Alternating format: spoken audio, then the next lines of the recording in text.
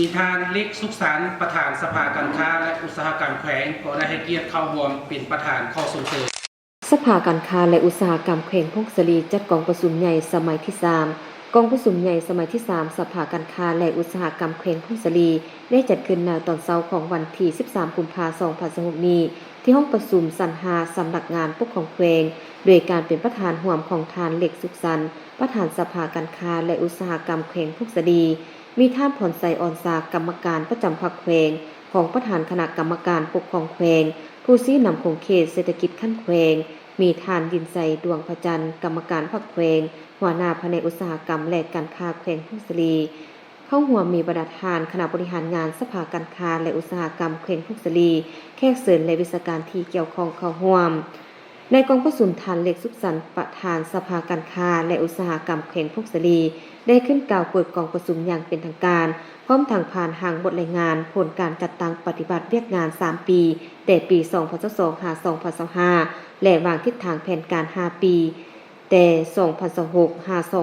2030ของสภาการค้าและอุตสาหกรรมแขวงพงศรีซึ่งสภาการค้าและอุตสาหกรรมแขวงมีคณะบริหารงาน21ท่านหญิง1ท่านมีพนักงานประจำทั้งหมด5ท่านหญิง4ท่านในระยะ3ปีผ่านมาได้ศึกษาผลการเมืองแนวคิดให้พนักงานและบรรดาสมาชิกของสภา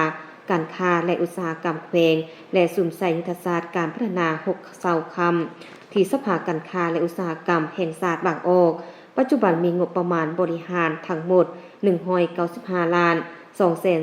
233,672 กีบโดยได้จัดให้มีการพบปะภาครัฐและเอกชนเพื่อปรับปรุงสภาพแวดล้อมในการดำเนินธุรกิจสุขยุซอยเหลือจุลวิสาหกิจขนาดน้อยและกลางศูนย์บริการ SME ฮอดปี2025มีหัวหน่วยธุรกิจทั้งหมด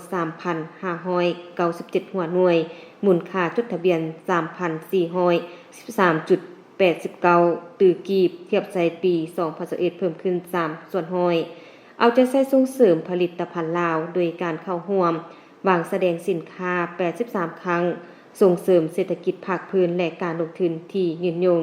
พัฒนาผู้ประกอบการและกิจการใจแห่งงานการเข้าถึงข้อมูลข่าวสารและการบริการให้แก่สมาชิกในกองประชุมคณะบริหารงานสภาการค้าและอุตสาหกรรมแขวงพงศรีสุดเก่าได้ขึ้นกล่าวลาหน้าที่และบรรดาทานที่เข้าร่วมได้ประกอบคำคิดคำเห็นและรับของเอาบทรายงานการจัดตั้งปฏิบัติและทิศทางแผนการจากนั้นได้ประกาศรายชื่อคณะบริหารงานสภาการค้าและอุตสาหกรรมแขวงพงศรีสุดใหม่รวมมี26ท่านหญิง1ท่านคณะประจำ7ท่านโดยเป็นเอกสันการเลือกเอาท่านเล็กสุขสันต์เป็นประธานท่านสมจิตคุณสีเฮืองและท่านวิไสพรหมวิธรรมเป็นรองประธานและรองประธานกวดกา3ท่านที่ปรึกษา2ท่านและประธานสภาการค้าและอุตสาหกรรมเมืองอีก6ท่าน